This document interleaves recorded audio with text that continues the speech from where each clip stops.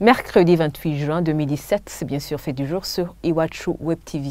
Les ministres de l'Intérieur, de la Justice et des Relations extérieures et celui des droits de l'homme étaient ce matin à l'hémicycle de Kigobe pour donner leur avis aux députés sur les rapports qualifiés de biaisés sur les droits de l'homme au Burundi. D'après ces ministres, tous ceux qui ont sorti ces rapports ont des intérêts cachés qui ne révèlent pas. Et selon la ministre de la Justice et garde des Sceaux, les Nations Unies a entaché la réputation du Burundi au lieu de résoudre le différend qui existe entre le Burundi et le Rwanda. Et le vice-président de l'Assemblée nationale, Agathon Rwasa, de son côté, se demande si ces rapports ne démontrent pas la réalité. Il a pris pour exemple les partis politiques de l'opposition empêchés de fonctionner normalement. Le point avec Sheila Irambona. La Commission des droits de l'homme et celle chargée de la politique à l'Assemblée nationale avaient invité les ministres des droits de l'homme, de la justice, celui des relations extérieures ainsi que celui de l'intérieur ce mercredi. Ils étaient venus débattre sur les rapports dits biaisés sortis sur le Burundi concernant les droits de l'homme. D'après ces ministres, tout ce qui est sorti démontre que les initiateurs ont des intérêts cachés. Pour le ministre des Relations extérieures Alain-Aimé Nyamitwe, les problèmes du Burundi sont le résultat des engagements qu'il a pris et qu'il n'a pas pu honorer. Il a fait référence aux conventions signées par le pays, sans toutefois remarquer, selon lui, les pièges insérés par les initiateurs. Ariko hanini vyavuye ku kungene twagiye turumvikana. Cela provient surtout de certaines conventions signées avec des pays européens ou autres.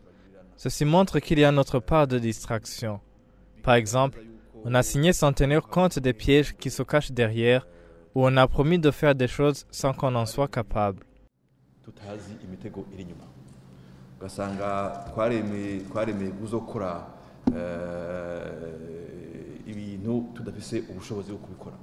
La ministre de la Justice et garde des Sceaux, Aimée Laurentine Kanyana, quant à elle, a déploré le fait que les Nations Unies sachent le différend qui oppose le Burundi au Rwanda et qu'elles n'ont rien apporté pour le résoudre. Selon elle, cela en dit long. Nations Unies yarumvise ikibazo cy'u Burundi kuntu kimeze n'u Rwanda iravyumva ku Burundi bwidoga.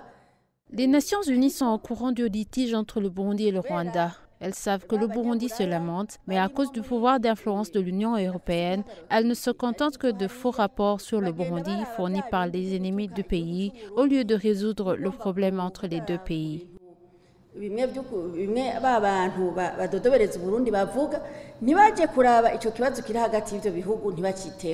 De son côté, le ministre des Droits de l'Homme, Martin Nivyabandi, parle d'une situation des droits de l'homme qui s'est améliorée. Il se dit étonné que ces rapports ne le mentionnent nulle part.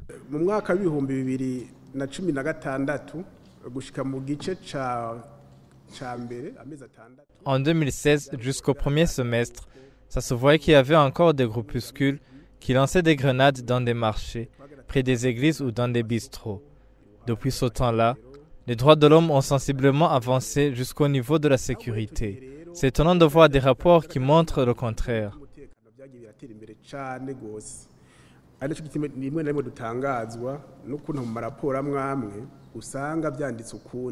Même si ces 4 ministres ont qualifié de biaisés les différents rapports sur les droits de l'homme au Burundi, le vice-président de l'Assemblée nationale, Agathon Rwasa, s'est demandé si ces initiateurs n'ont pas d'une certaine façon raison. Il a donné comme exemple les difficultés rencontrées par les partis politiques de l'opposition pour mener normalement leurs activités sur terrain.